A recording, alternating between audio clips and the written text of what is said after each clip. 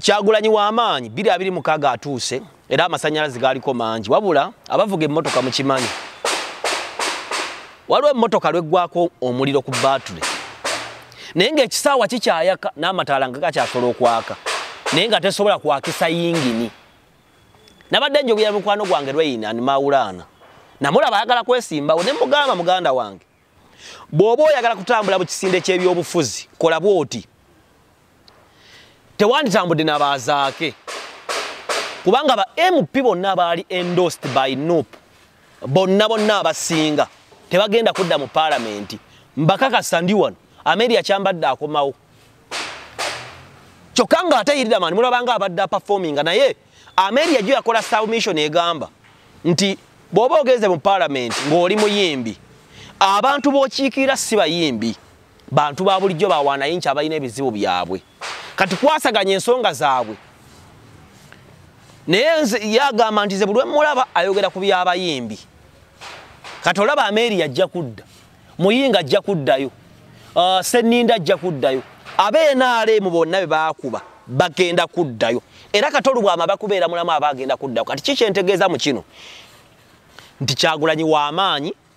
asobola okwakisa ekisaawa ky'emmotoka n'amataala gasobola okubeeramu takyasobola kukuba yingini katakyasobola kulikomendinga ng'omuntu bw'agenda kyobola nti by election zonna gyonna zyagenze Museveni ate agenze Museveni n'awangula ne bagamba mbu baakabbye naye nga nabo amazima balaba takyalina maanyi konvisinga balonzi kulonda muntu mulala takyasobola kuwandako ddusu kati wenneye positioning okwagala okujja mu politics wandibadde amaanyi togazimbira ku Kyagulanyi kwekubeera n'ekifaananyi kutambula naye kola naye zimba obulamu bwo omanye ngenda mu parliament nyinza okuba mu NUP okay naye teweekubya kifaananyi na zaake kuba yakuba ekifaananyi zaake ojja kubanga faaza yeekubya ekifaananyi kumpi ne Ssabo obanga Haaji yeekubya Serefi n'embizzi kati obuzibu ogenda okufuna buli bumu nti bali banaaba baggwa naawe ojja kukola ki ojja gwirayo obadde okimanyi tetukyasobola kukola ngombe egamba nti tikinga ambuleera abantu bagenda tikinga ambuleera kuno 2026 nedda people are not going to take the umbrella kubanga bonna be basindikayo tebana kye bakoze Kazibe Bashiru teyabayirawo mubiri yayiwawo gugwe Segirinya nafuna ebizibu bye yereetera Sewanyana nafuna ebizibu bana abeerubaga bafu zaake mufu n'abala bangi bamuwadda bani babeera mu kibuga kyokka nga ate constituencies z'abalonda ziri mbyalo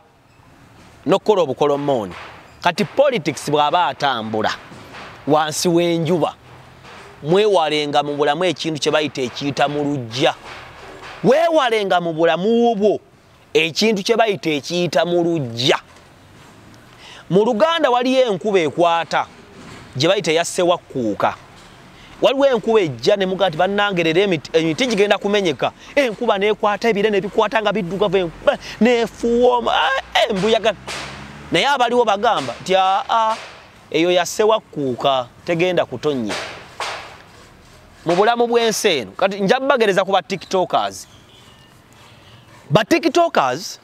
be bantu abajja abantu ne baagala bambi naye baalinga ekitiko tewali kitiko kisobola kumera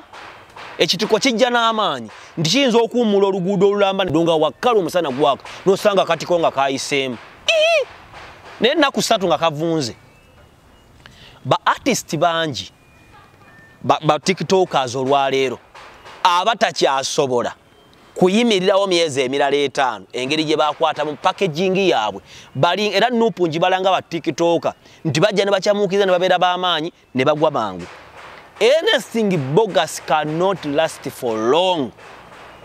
ojjukira akawala ke bayitanga sirimu bear ne kajja ne kakunama ne kebamba nakankaka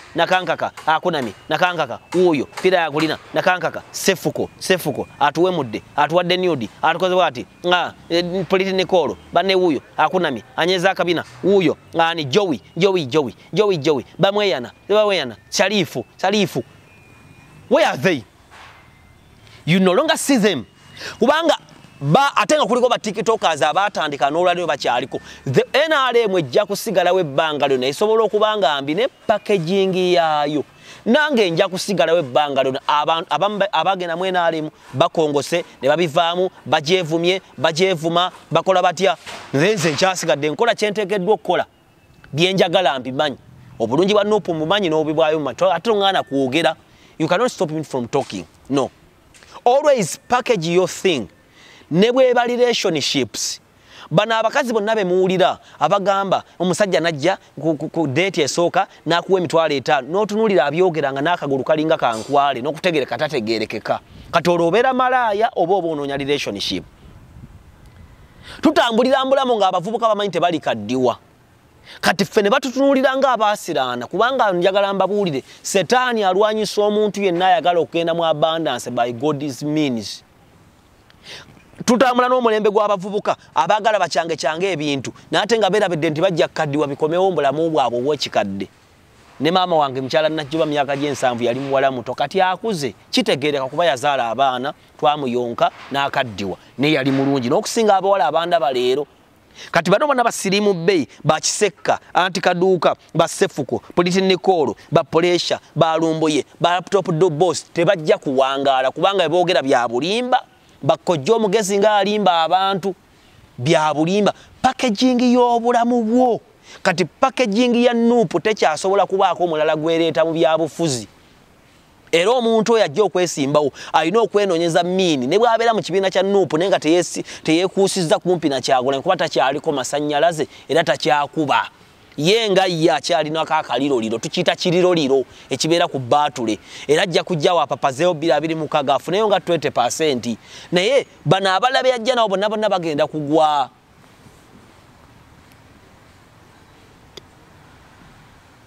Obulamu butambulira mu generations.